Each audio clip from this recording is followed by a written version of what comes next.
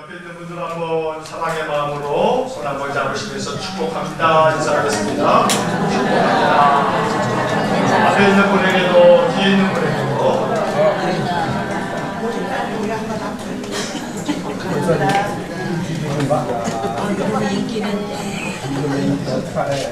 우리가 대한민국에 살고 있는데요. 이 대한민국에는 헌법이 있죠. 근데 그 대한민국의 많은 헌법 중에 우리가 생각할 하나가 있는데 그게 헌법 제10조입니다. 헌법 제10조가 뭐냐면 이렇게 적혀 있어요.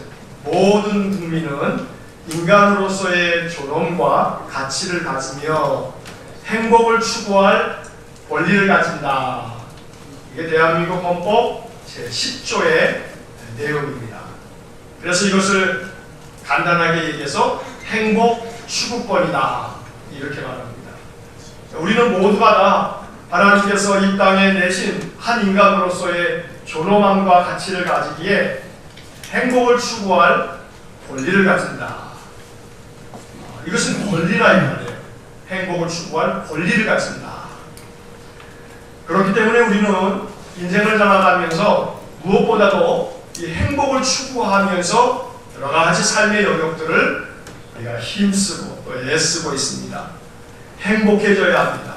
우리가 인생의 삶을 아주 행복하게 살아야 합니다. 옆에 있는 분에게 한번 이렇게 축복하겠습니다. 행복하게 사세요. 행복하게 사십시오.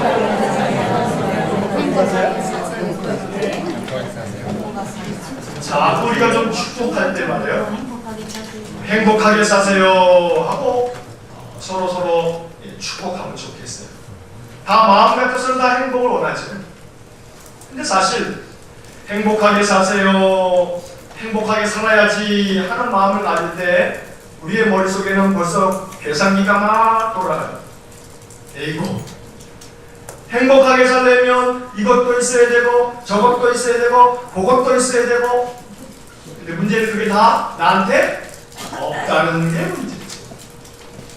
사람들에게 행복한 삶을 위해서 필요한 것이 뭐겠습니까? 라고 물으면 여러분 머릿속으로 생각해 보세요.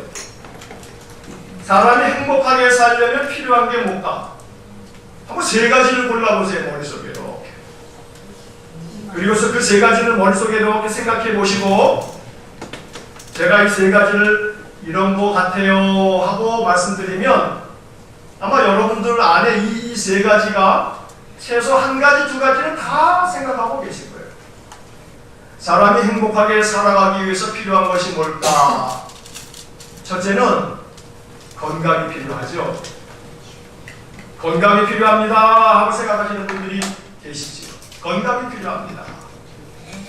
아무리 뭐니 해도 뭐 다 어떤 것이 있어도 건강하지 못하면 그럼 그 행복을 누릴 수 없잖아요.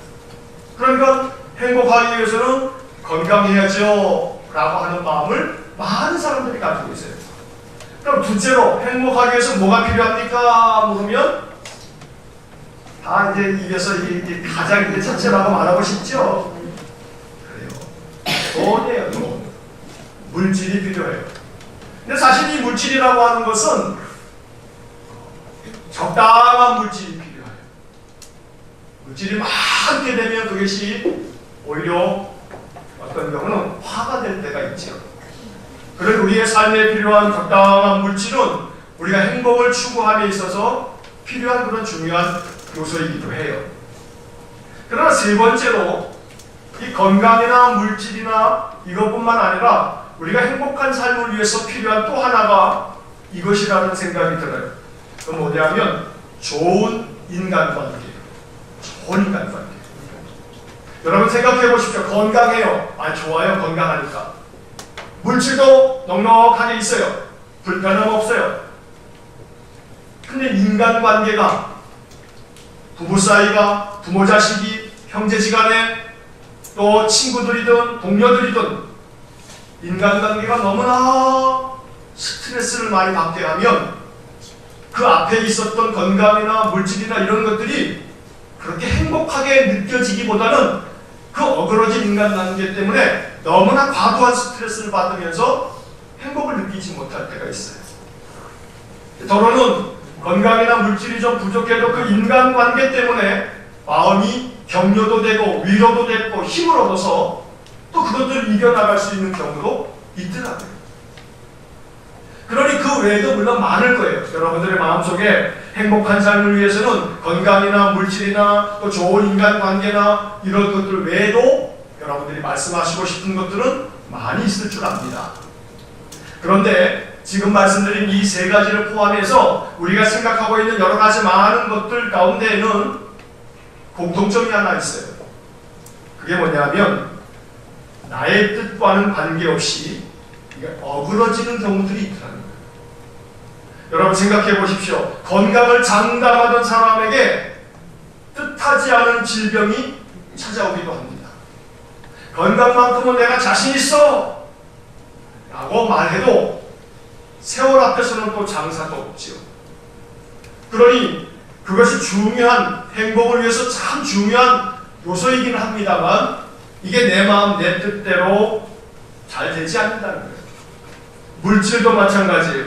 그 많던 물질이 한순간에 다 날아가 버리는 그런 사람들을 우리는 우리 주변에서 종종 봅니다. 내 뜻과 관계없이 어그러지는 겁니다. 인간관계는 더 말할 나위도 없습니다. 나 한 사람 잘한다고 관계가 잘 유지되는 거 아니지 않습니까? 그러니 관계라고 하는 것은 상대적인 것이기 때문에 내가 아무리 잘해도 상대방이 비틀어져 있으면 좋은 관계를 이어가기가 참 어렵습니다. 행복한 삶을 위해서 필요한 것들이 물론 그 외에도 많을 겁니다. 그러나 그 모든 것들 가만히 살펴보면 내 의지에 의해서 내 생각이나 내 마음대로 잘 통제되지가 않는 거예요. 관리하기가 어려워요. 그렇기 때문에 우리가 행복한 삶을 위해서 필요한 여러 가지 많은 것들을 생각합니다만 그러나 그것이 내 마음대로 되지 않아요. 뭐 물질을 더 많이 갖고 싶지 않은 사람이 어디 있겠어요? 그러나 그게 또 되나요? 건강하지 않고 싶은 사람이 어디 있겠어요? 그러나 그 건강이 그것도 내 마음대로 잘 되지가 않아요. 그러니 내 뜻대로 내 마음대로 조절도 관리도 참 하기가 어려운 부분들이 결국 우리의 행복을 저해하는 그런 것들이 되지요. 자, 그렇다면 어찌하면 좋을까? 오늘 이야기의 초점은 여기에 있어요. 우리들의 삶 속에서 헌법이 이야기하고 있듯이 행복을 추구할 권리가 있는데 이 행복한 삶을 추구하기 위해서 내 의지나 내 뜻대로 조절도 관리도 잘 통제도 안 되는 여러 요인들 때문에 내 행복이 그저 볼모로 사로잡혀 있을 수는 없잖아요. 그러면 내가 좀 더 쉽게 관리할 수 있고 통제할 수 있고 조절할 수 있는 영역에서 이것들을 잘 감당하다 보면 그러면 나의 행복 지수가 더욱더 높아지고 하나님의 그 복을 더 잘 누릴 수 있겠다는 겁니다. 사실 사람이 행복을 누리는 것에 있어서 이 통로가 있어요. 그건 다름 아닌 감각이 사람의 행복을 좌우해요. 감각. 여러분 감각 그러면 우리가 흔히 이 감각에는 오감이 있다 그렇죠. 5개의 감각 기관이 있어요. 자, 여러분 다 아실 겁니다. 첫째는 뭐예요? 시각. 여러분 시각, 아름다운 것을 보면 사람의 마음이 행복해져요. 뭐 여행을 하면서 좋은 자연과 풍광을 보면서 참 좋다 하면서 우리는 시각적으로 기분이 좋은 것을 느껴요. 그러면 행복이라고 하는 것은 시각을 통해서 들어오는 그러한 어떠한 것들이 내 마음을 기분 좋게 만드는 거예요. 행복함을 느끼는 것은 지극히 감각을 통해서 느낀다 이 말이에요. 또한 청각이 듣는 거죠. 자, 듣는 거, 좋은 소리를 들으면, 아름다운 소리를 들으면 사람이 행복해져요. 멋진 소리 들으면 한순간에 기분이 확 잡쳐요. 기분이 확 상해버려요. 그러나 그 말소리가 사람의 소리도 그렇고 어떤 이야기도 내게 내 귀에 들려지는 소리로 인하여 이 청각을 통해서 들어오는 것들이 나의 기분을 유쾌하게 만들기도 하고 내 마음을 위로해 주기도 하고 마음에 행복한 기분이 들게끔 만들기도 해요. 그러니 청각이 얼마나 중요해요. 또 하나 후각, 냄새. 그 냄새가 우리를 기분 좋게 하죠. 너무나 시장 안중에 어디서 정말 내가 좋은 음식 냄새가 싹 들어오면 그러면 벌써 그냥 기분부터 확 좋아져가지고 힘들게 하루 종일 일어났는데 집에 딱 들어가니까 먼저 그냥 아주 그냥 냄새가 확 맛있는 냄새가 나면 그러면 미각보다 먼저 이 후각이 기분이 확 좋으면서 맛있는 것 있느냐고 그럼 사람이 많이 행복해져요. 그러니 향기로운 그 향수를 사람들이 이렇게 뿌리기도 하고 향기를 나는 것들을 이렇게 하는 것이 뭐예요? 그 후각을 통해서 사람의 기분이 좋아지게 하고 싶은 그런 마음들이죠. 자, 후각만 그런가요? 미각도 마찬가지예요. 맛있는 거 먹으면 기분 좋아져요. 맛있는 거 먹으면 그냥 막 짜증났다가도 기분이 나는 좋아진다 하는 사람들도 있어요. 그러니 미각이라고 하는 이 감각을 통해서 사람의 행복이 유발되기도 하잖아요. 또 하나 같이 마지막 5번째가 뭐예요? 오감 중에 촉각이에요. 촉각. 여러분이 촉각이라고 하는 것이 단순히 무언가를 이렇게 그 딱딱하냐 부드러우냐 이렇게 만지는 문제만이 아니에요. 촉각은 사람의 마음에 따뜻한 그 마음을 전해줄 수 있는 소중한 감각기관이에요.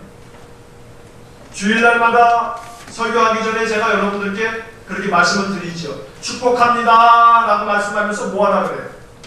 옆 사람 손을 한 번씩 꼭 잡아주세요. 축복합니다 라고 하는 말과 함께 이 청각을 통해서 그 축복합니다 라고 하는 그 말소리를 들으면서 사람의 마음과 영혼이 행복한 마음으로 일구어지는 거예요. 따뜻한 마음, 다정한 마음으로 그 사람 손을 잡아주면 그 촉각을 통해서 내 마음 한켠에 그 사람의 따뜻한 마음이 전해져 오는 거예요. 그러니 여러분 가만히 생각해보면요. 우리들의 행복이라고 하는 것은 지금 말씀드린 이 5가지의 이 감각, 시각과 청각과 후각과 미각과 촉각, 이 5가지의 감각 기관을 통해서 들어오는 거예요. 여러분 아름다운 관광지에 가가지고 그 아름다운 풍경을 쫙 보면서 시각적으로는 그런 것들이 확 들어와요. 그러니까 우리들의 마음이 좋아지는 거죠. 그러니 사실 감각 기관을 통해서 우리는 우리의 행복을 인지하는 거예요. 그러니 행복한 삶을 살아감에 있어서 사실 더 중요한 것은 나의 감각 기관들을 행복의 도구로 사용할 줄 알아야 돼요. 행복의 도구로 시각을 사용하시면 그러면 돈 안 들이고요 행복해질 수 있습니다. 우리는 우리의 이 시각 기능을 그냥 단순히 보는 것으로만 그냥 생각을 해요. 그러나 그것을 볼 때 우리들의 마음속에 그 보는 모든 것들을 통해서 행복한 마음으로 그것들을 느끼고 듣는 것들마다 좋은 것들을 들으면서 그러면서 내 마음에 행복함을 만들어낼 수 있다는 거예요. 그래서 우리의 감각기관을 행복을 위한 행복을 경험하고 누릴 수 있는 통로로 사용하는 것이 중요하다. 자, 그럼 여기서 이제 그 한 가지의 비결이 있어요. 가장 중요한 것은 여기에 있어요. 자, 시각, 청각, 후각, 미각, 촉각 이 5가지의 감각이 행복의 도구가 되려면 행복이라고 하는 것은 이 5가지의 감각 기관을 통해서 들어오는 정보를 해석함으로써 행복이 생겨지는 거예요.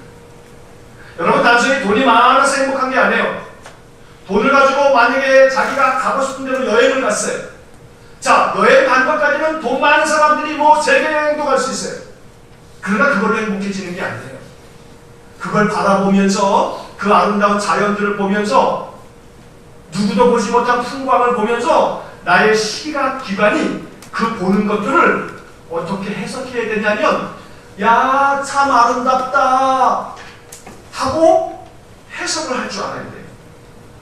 시각이든 청각이든 촉각이든 후각이든 미각이든 아무리 산의 진미가 차려져 있어도요, 5성급 호텔에 가서 가장 거기에 제일 높은 주방장이 최고의 음식을 만들어 놔도요, 나의 미각이 그것을 하나도 맛볼 줄 모른다면, 아니 맛은 느끼는데 그것을 내가 맛있다라고 해석되지 않으면요, 그건 행복한 게 아니에요.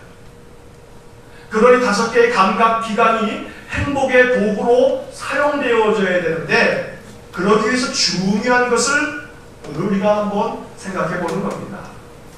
그래서 저는 이 5가지의 이 감각기관 중에 마지막 6번째 하나가 중요하다 하는 말씀을 드리는 겁니다. 자, 시각, 청각, 후각, 미각, 촉각, 그리고 마지막 6번째 생각. 그런 우리의 감각기관에 시각, 청각, 후각, 미각, 촉각, 이것이 우리가 행복을 느낄 수 있도록, 행복을 인지할 수 있도록 만들어주는 감각기관인데, 이 5가지가 행복과 연결되어지려면 가장 중요한 것이 뭐라고요? 생각이에요. 생각.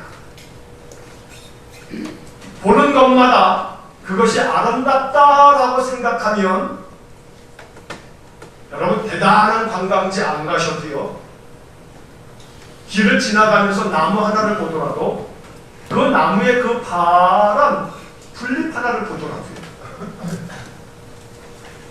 우리 주변에 보여지는 모든 것들 속에 그런 보여지는 모든 것들을 참 아름답다라고 보는 모든 것들을 내 마음속의 생각이 참 아름답다라고 생각하면, 그러면 그 어떤 것보다 행복할 수 있어요. 모든 감각기관이 마찬가지입니다. 내가 감각기관을 통해서 인식하고 있는, 인지되어지는 모든 것들이 행복과 연결되어짐에 가장 중요한 것은 생각이다. 그런데 이 생각이 잘 관리가 안 되는 거예요. 사실은 건강도 물질도 인간관계도 그 외에 행복에 필요한 많은 요소들이 우리에게 있어야 되겠지만, 그런 것들이 설사 다른 사람들보다 현격하게 결핍되고 모자라고 없다 할지라도 이게 결정적으로 행복과 정비례하는 것은 아니란 말이에요. 그런 것들이 중요한 요소이긴 합니다만, 그러나 절대적으로 그것이 없으면 행복이 치명적으로 행복할 수 없다라고 말할 수가 없어요. 그래, 우리가 잘 아는 얘기로 전 세계 한 200여 개가 훨씬 넘는 국가들 중에서 행복지수가 제일 높은 국가들이 종종 보고되어지는 뉴스들을 보게 되면 어떤 나라들이라 그래요? 가난한 나라들. 단순히 물질이나 또 건강 환경, 보건이라든가 이런 것들이 다 완비되어져야만 사람이 행복을 느끼는 것은 아닌 거예요. 행복이라고 하는 것은 그 모든 것들을 받아들이는 우리의 감각기관들이 어떻게 그 모든 것들을 받아들이느냐, 생각하느냐에 따라서 사람은 그것을 행복으로 느끼기도 하고, 아니면 모든 걸 다 갖추었어도 자기는 불행하다고, 언제나 입버릇이 그냥 나는 불행하다고 그렇게 여길 수도 있다는 거예요. 그러니 그 어떤 것보다 행복한 삶에 있어서 중요한 것은 생각을 관리하는 것이에요. 그래서 저는 이 생각을 관리하기 위해서 필요한 것이 있다. 그 다름 아닌 생각 연습이다. 뭐가 필요하다고요? 생각 연습이 필요해요. 생각을 잘 연습하셔요. 생각은 관리하지 않고 그대로 내버려 두면 생각은 본성대로 움직여요. 인간의 본성은 타락한 이후에 개성을 가지고 있어요.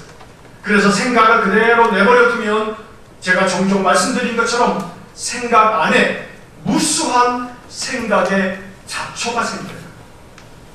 그리고 그 생각의 잡초는 내가 뿌려놓지도 않았는데 생각의 잡초는 내 삶에서 주어져 있는 많은 행복들을 다 가려버려요. 내게 분명히 행복한 조건들이, 행복할 수 있는 여러 가지 것들이 참 많이 있음에도 불구하고 그 행복한 요소들을 싸그리 다 가려버리는 것들이 있어요. 그게 생각의 잡초들이에요. 이 생각의 잡초들을 다 뽑아내버려야 되는데 이거 뽑아낼 수가 없어요. 왠지 아십니까? 생각이 5만 가지나 되기 때문에 그래요. 이 생각에 5만 가지 생각이 있기 때문에 5만 가지 생각 중에서요, 행복에 작용되어지는 생각들은요, 우리에게 그렇게 많지 않아요. 가만히 내 생각들을 이렇게 짚어보다 보면요, 5만 가지 생각에 사로잡혀 있는데 그 생각들이 거의 대부분 쓸데없는 생각. 그 쓸데없는 생각들이 뭐예요? 그게 생각의 잡초들이에요. 그럼 그 생각의 잡초들을 어떻게 해야 되겠어요? 그 뽑아내야 되는데 그 쓸데없는 생각을 다 뽑아낼 수 없다니까요. 5만 가지나 되니까. 그렇다면 어떻게 하면 좋을까? 생각의 잡초는요, 들판에 논이나 밭에 있는 잡초는 내가 계속 그 밭을 읽으면서 그 잡초들을 뽑아내야 되겠지만 생각의 잡초는 그렇게 해서 뽑혀지지가 않아요. 그러면 생각의 잡초는 어떻게 뽑아내는가? 그걸 뽑아내려고 하지 마시고요, 다른 생각을 계속 집어넣어야 돼요. 내 마음속에 가장 좋은 생각을 계속 집어넣어야 돼요. 그럼 생각의 잡초들이요, 저절로 이게 다 사라져버려요. 그럼 내 마음속에 채워가야 할 그 생각이 뭐나? 이제 오늘 말씀의 초점은, 주안점은 여기에 있습니다. 우리가 우리의 생각을 잘 관리하고 생각을 잘 연습해야 되는데 생각 연습의 핵심이 여기 있습니다. 여러분, 다른 그 어떤 것보다 지금 제가 말씀드린 이 생각을 자꾸 연습해 보세요. 그게 뭐냐 하면 이렇게 하는 거예요. 따라해 보십시오. 나의 모든 것은 하나님의 은혜입니다. 나의 모든 것은 하나님의 은혜입니다. 모든 것이 하나님의 은혜입니다. 모든 게 하나님의 은혜로 된 것입니다. 이것이 진심 어린 마음의 믿음으로 고백이 되어지면서 우리 입에서 날마다 들려진다면 우리의 마음속에 생각의 잡초들이 하나씩 사라집니다.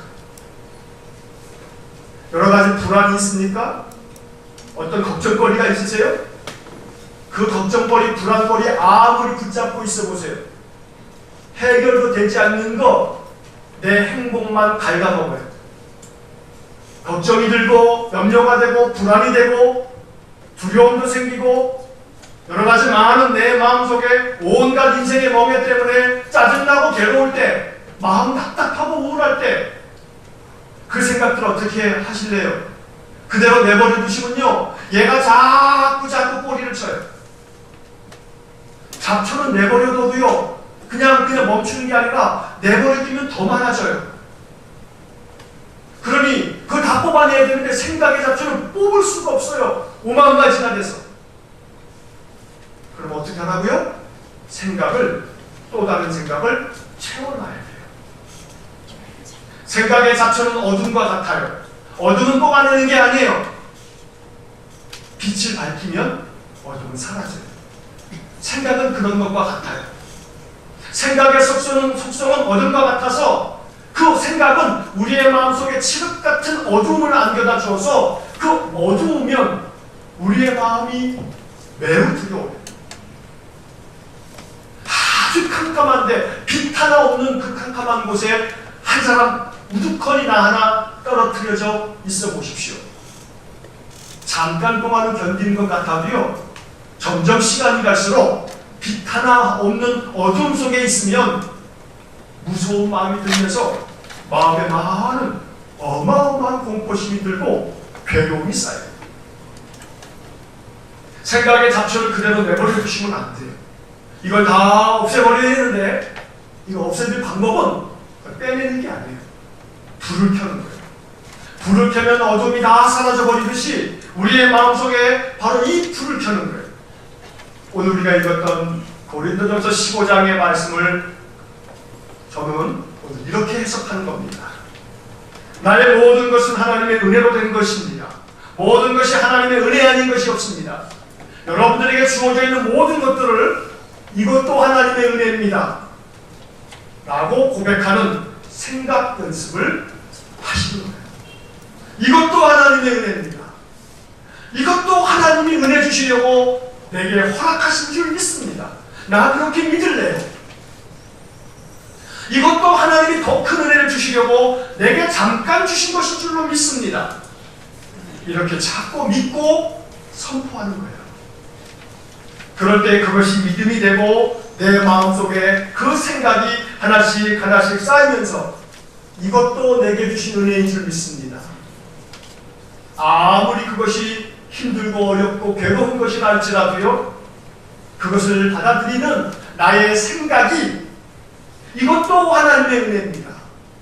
이것도 하나님이 더 큰 은혜 주시려고 내게 주시는 은혜인 줄 믿습니다 라고 고백할 줄 아는 우리의 생각이 있을 때 우리의 마음속에 모든 것들이 하나님 부어주시는 그런 은혜요 또 행복으로 다가올 수 있다는 겁니다. 그렇기 때문에 오늘서부터 여러분들의 입에서 또 여러분들의 마음에서 계속 이러한 고백이 속에서부터 나올 수 있기를 축복합니다. 자꾸 연습하셔야 합니다. 그러니까 잊어버리시지 않도록요, 집에다가 이렇게 하나 적어놔 보십시오. 이것도 하나님의 은혜다 하고 적어놓고서 계속 입으로 되뇌이시는 거예요. 죽겠네 죽겠네 하지 마시고 이것도 하나님 은혜다, 이것도 하나님 은혜다, 모든 것이 하나님의 은혜다 라고 자꾸 말로 입으로 말하고 그 말하는 것을 내가 듣고 그렇게 끊임없이 반복하고 연습하다 보면 내 생각이 잘 연습이 되어서 모든 것들을 하나님이 내게 주신 은혜로 여겨지게 되고 받아들여지게 되고, 그렇게 될 때 우리의 인생의 삶에서 주어진 모든 것들이 실제로 하나님의 소중한 은혜임을 깨닫는 그런 복을 누릴 수가 있습니다. 내가 조절할 수 있고 내가 연습할 수 있고 내가 관리할 수 있는 것은 나의 생각입니다. 근데 그 생각을 그대로 내버려 두면 관리가 안 됩니다. 그런 생각을 내버려 두시면 안 됩니다. 끊임없이 나의 생각이 행복의 좋은 도구가 될 수 있도록 이것도 하나님의 은혜다. 이것이 우리 안에 언제나 우리의 마음과 생각을 지배하는 그런 축복된 생각이 될 수 있기를 주의 이름으로 간절히 축원합니다. 모든 것에 수고해야 합니다. 애써야 합니다. 그러나 사도 바울은 이 10절 말씀에서 우리에게 귀한 걸 가르쳐 주죠.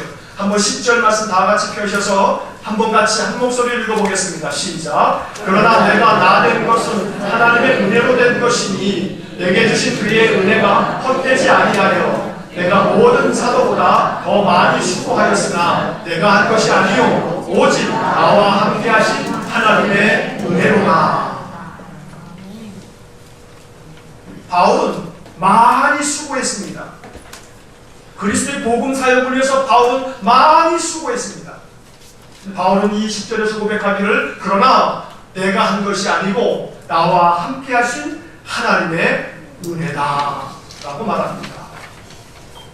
그렇기 때문에 이제 오늘서부터는 여러분들이 무슨 일을 하시더라도 그 하시는 모든 일들을 행하실 때 내가 이것을 하는 것도 하나님의 은혜다. 어디를 출타하시면서도 내가 이렇게 걸어가서 내 모든 용무를 볼 수 있는 것도 하나님의 은혜다. 어떤 작고 사소한 일을 할지라도 그것을 하시면서 늘 입버릇처럼 이것도 하나님의 은혜다. 사람의 마음에 행복을 가져다주는 버릇이 있는 반면에 사람의 마음에 항상 불행을 만들어내는 버릇도 있습니다. 우리에게 소중한 버릇, 습관은 모든 것이 하나님의 은혜다 라고 여길 줄 아는 그런 습관이 우리 안에 형성되어져야 합니다. 여러분들에게 어떤 복된 습관이 있습니까? 행복을 좌우하는 것들이 많이 있습니다. 그러나 내가 관계할 수 없는, 내가 어떻게 좌우할 수 없는 것들에 대해서 너무나 마음을 두지 마십시오. 그건 내가 아무리 애써봐야 내 통제 영역에 벗어나 있는 것들이기 때문입니다.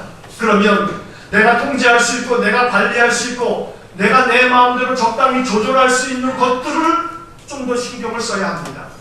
그것은 바로 생각입니다. 이 생각 속에 내 삶의 모든 영역을 행복하게 해석하고 인지할 수 있는 소중한 한 가지, 이 모든 것이 하나님의 은혜다. 이것도 하나님의 은혜다. 연습이 중요하니까 3번만 한번 하겠습니다. 이것도 하나님의 은혜다 하고서 한번 소리치는 겁니다. 3번만 하겠습니다. 시작. 이것도 하나님의 은혜다. 한 번 더요. 이것도 하나님의 은혜다. 한 번. 이것도 하나님의 은혜다. 이 습관이 우리 안에 깊이 형성되어지면 나의 삶의 모든 것들이, 내가 열심히 수고한 모든 것들이 어찌 되어지든 상관없이 이것도 하나님의 은혜다 라고 받아들일 수 있어요. 많이 수고했는데 수고한 보람도 없이 이게 허사가 되어버리면 그러면 마음이 얼마나 낙담이 됩니까?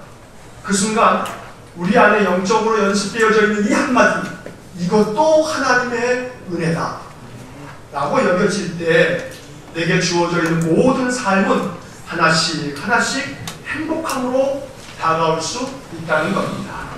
그러니 오늘 이 고린도전서 15장의 이야기는 바울이 나는 하나님의 교회를 많이 핍박했던 사람이기 때문에 사도들 중에서 나는 가장 작은 자고 사도라고 불려지기도 감당할 수 없는 그런 사람입니다. 그러나 내가 지금 나된 것은 하나님의 은혜입니다 라고 이렇게 고백하는 바울의 믿음의 고백입니다.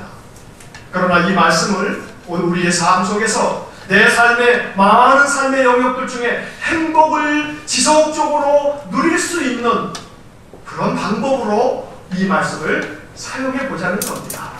모든 것이 하나님의 은혜입니다. 이것도 하나님의 은혜입니다. 내 마음을 괴롭히는 인생의 모든 삶의 영역을 그대로 내버려 두지 마십시오. 그것 때문에 더 괴로움이 쌓입니다. 아무리 괴롭고 힘들더라도 이것도 하나님의 은혜입니다 라고 고백하는 생각 연습이 우리를 행복하게 만듭니다. 모든 것을 하나님의 은혜로 바라볼 수 있는 그러한 영적인 안목이 열려지시기를 주의 이름으로 간절히 축원합니다. 기도하겠습니다.